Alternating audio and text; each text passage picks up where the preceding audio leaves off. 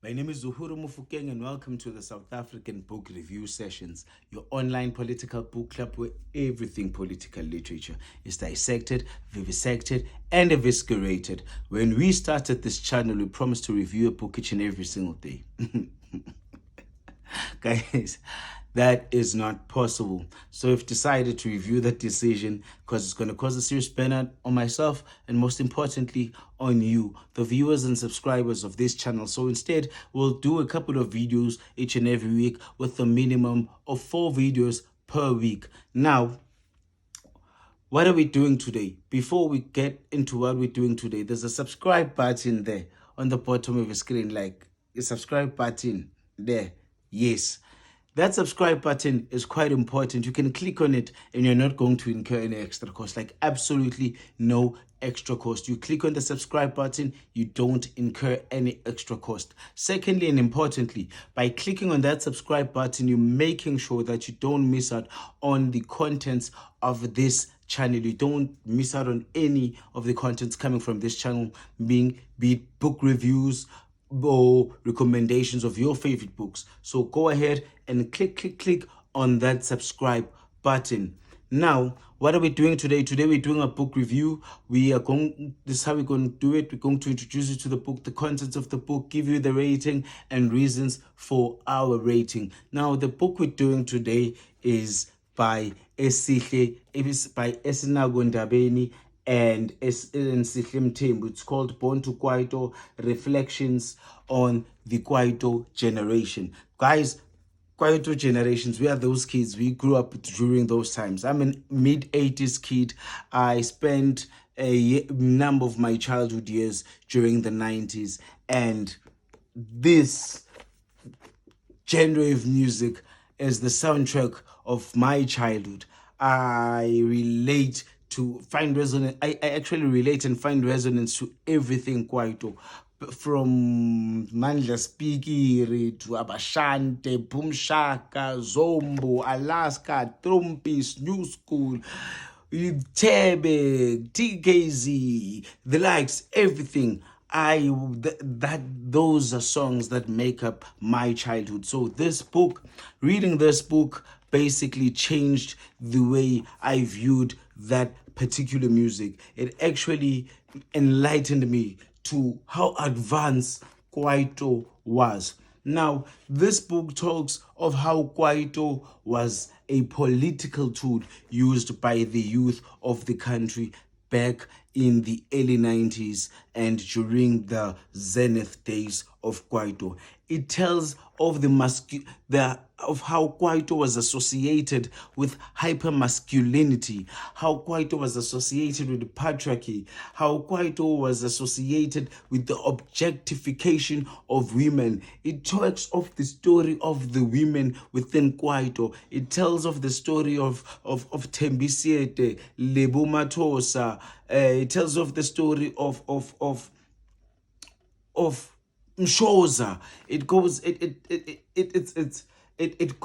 and talks of the gender politics within Kwaito and how Kwaito as a genre of music was very patriarchal in its very nature, and how it played a critical role in the objectification of women as sexual tools within the industry, and how the remnants of Kwaito continue to do so unabated today. Now, this book also tells of the story of how Kwaito was used as a platform to actually gain upward social mobility. This book tells you how young black people were economically liberated using Kwaito as their tool. It tells of many tales of how young people rose and how many fell.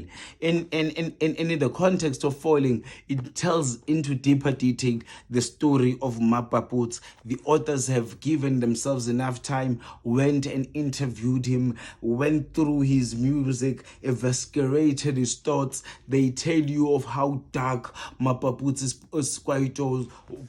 Kwaito was and the contribution he had to the genre as a whole, and how he ultimately fall and where he finds himself today. This book also tells the story of how Kwaito was not just music of a particular class of youth, but generally of every particular type of youth coming from every class of household. It tells of how the kids of the upper middle class also find in Kwaito a tool of expressing the mood of the day and a lot of other thoughts within them, political and otherwise, that make and they make a case study of TKZ, of their backgrounds, their music, and their total impact on Kwaito and eventually on the South African fabric post their Kwaito days. It talks further of the issues of Kwaito and how it impacted dearly on actually the artists themselves. Talking about Mageu, telling us about Arthur and Bricks, and how they eventually were susceptible and they fell on the issues of sexual and gender abuse, like sexual abuse for Briggs, a lot of gender abuse from Arthur. He had a number of cases whereby he attended in court. Don't know how they ended up, but he had a lot of issues with the court. And also this book tells of how Arthur, unfortunately, it tells of how Arthur slept with a number of his artists and basically contributes that to the general hypermasculinity within Kwaito, and how and the role Kwaito had relegated for women. It says Arthur's relationship with his female artist, it actually impersonates how Kwaito viewed women. And that's something you ought to be concerned with. And it also talks of how Kwaito tried to liberate itself from that particular stigma, using the case of point of Mthembu Mandoza's 50-50 song, of how advanced the song was in that particular society, and how Kwaito was always a step forward than society. The book argues that Kwaito was basically very woke. Kwaito was a political tool. Kwaito was not just mere nonsense coming from the township, but there was more to Kwaito. It was poetry, it was protest, it was celebration, it was everything young people. But one other thing I liked about this book is the attention it gives to a number of artists. It gives proper attention to Mandoza and his music, eviscerates a number of his songs, how he came to become an influence, which songs of Mandoza actually left a bigger mark on Kwaito and what actually they mean. They went and discussed thoroughly the stories of Oskido. They tell a lot of stories of a number of artists. Basically, it is a beautiful book. It will change the way you view Kwaito, you view the common songs. Some songs you'll take as these are rubbish songs. You probably have never liked it in your whole life. And you'd find this guys telling you about this song and eviscerating the politics, the wokeness, and the advancedness of those particular songs as far as societal issues are concerned. I like this book. I like books that changes my perspective. I like books that enlighten me, and this book enlightened me because it was easier for it to enlighten me, because this is a subject that, as I've said, is closely knit to my life, because this is a soundtrack of my youth.